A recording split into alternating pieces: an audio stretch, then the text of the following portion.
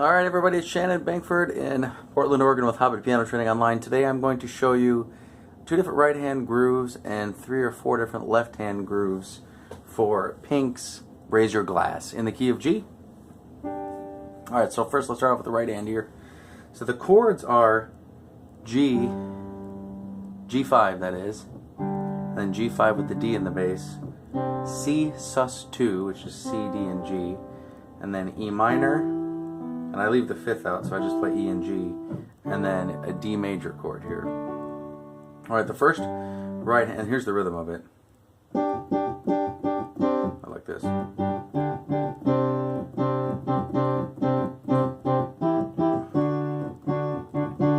It's a really syncopated 2-measure 8th note groove with groups of 3, 3, 3, 3, 2, 2 accent pattern, so it's kind of weird.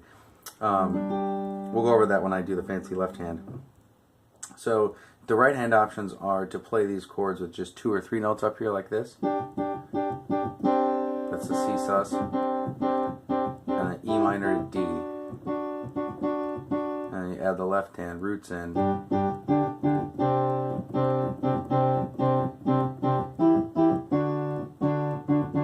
I like to add in this extra G here with pretty much all the voicings till we get to the D chord, just to fatten it up, and it sounds a little bit more like a shank guitar riff. So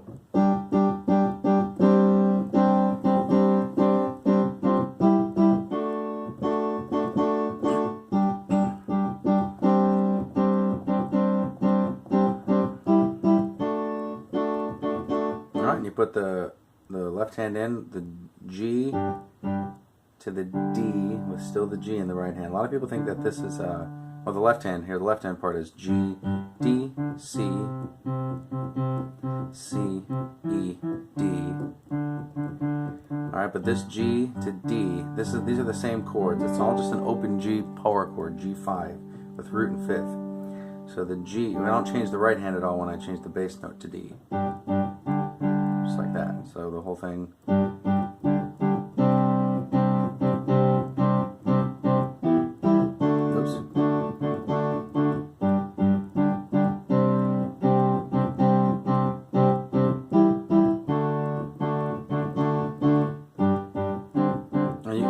You could do the E minor like this if you like the sound of it. I like the openness of keeping the octaves there, so that's why I chose to do that, just because it sounds more like a power chord instead of a triad until we get to the D here. Okay, alright, now the actual kick drum part is doing a steady 4 on the floor. So if you don't have a drummer, you don't want this to seem so crazy and syncopated like it is, you can straighten out the left hand to quarter notes.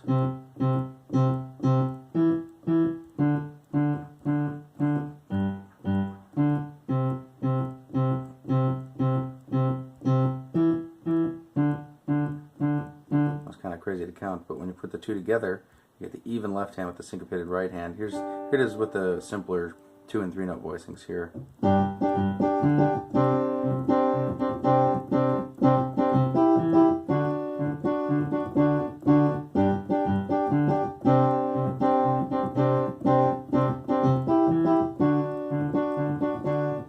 Here it is with the 3 note voicing here with the G on the bottom.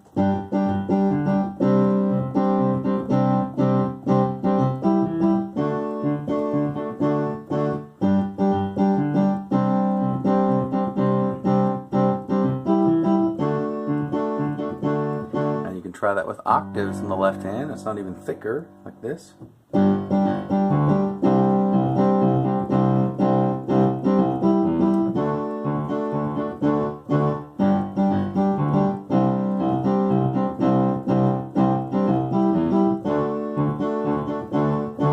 Alright, and then on the choruses, you can kind of smooth this out a little bit up here and go.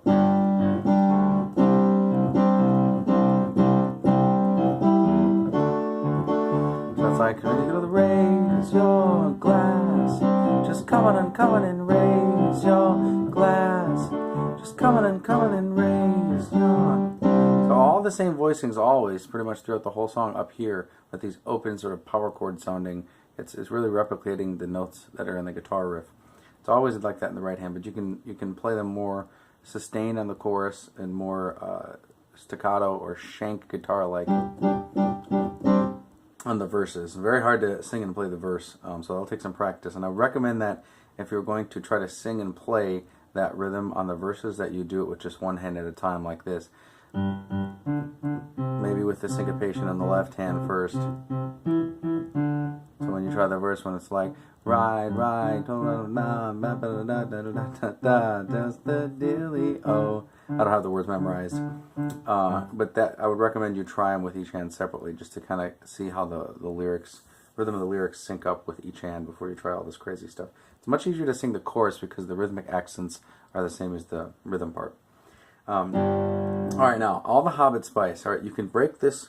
You can do straight quarter notes like I was doing, but I like, especially when it gets big on the choruses, to do an eighth note accent pattern here. And the way I'm going to accent this is going to be like, I'm going to look at it like two measures, and there's going to be 16 eighth notes in the two measures. And I'm going to break them up by 3 plus 3 plus 3 plus 3 plus 2 plus 2. So here's how the pattern sounds. Sorry, 1, 2, 3, 4.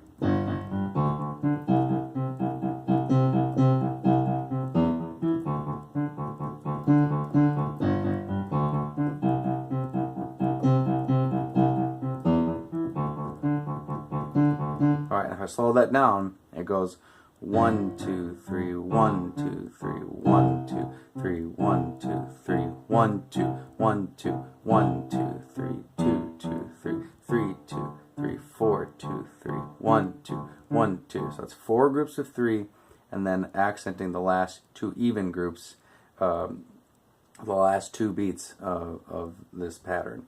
1, 2, 3, 1, 2, 3, 1, 2, 3, 1, 2, 3, 1, 2, 1, 2, 1, 2, 3, 1, 2, 3, 1, 2, 3, 1, 2, 3, 1, 2, 1, 3. You can say triangle or duple if you'd like. Triangle, triangle, triangle, triangle, duple, duple, triangle, triangle, triangle, triangle, duple, duple. When you put it together, it sounds like this. 1, 2, 3, 4.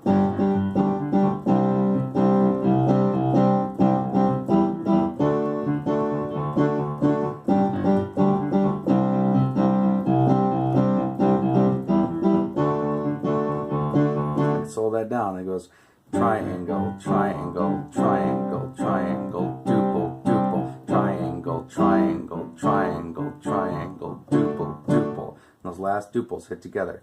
So the accent pattern, you can actually sing the chorus. Raise your glass and all the right, raise all my undernotes. You will never be anything but loud and nitty gritty, dirty little freaks.